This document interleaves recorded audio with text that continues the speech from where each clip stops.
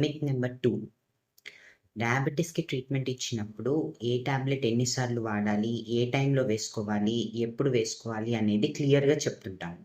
కొంతమందికి రోజుకొకసారి వాడాలి, కొంతమందికి 2 సార్లు, కొంతమందికి 3 పూట్ల వేసుకోవాల్సొస్తుంది.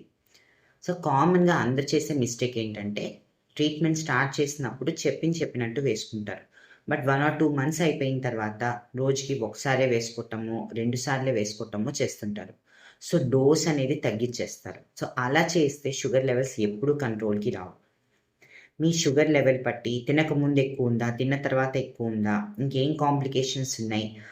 ఇచ్చే డ్రగ్ ఎంతసేపు పనిచేస్తుంది? దాని కంపోజిషన్ ఏంటి? ఇట్లా చాలా యాస్పెక్ట్స్ దృష్టిలో పెట్టుకొని మేము ట్రీట్మెంట్ ఇస్తుంటాము. మెడిసిన్స్ చెప్పినట్టుగా టైం ప్రకారం వేసుకుంటేనే షుగర్ కంట్రోల్ అవుతుంది. డోస్ గనక తగ్గిచ్చేస్తే షుగర్ కంట్రోల్ అవ్వదు.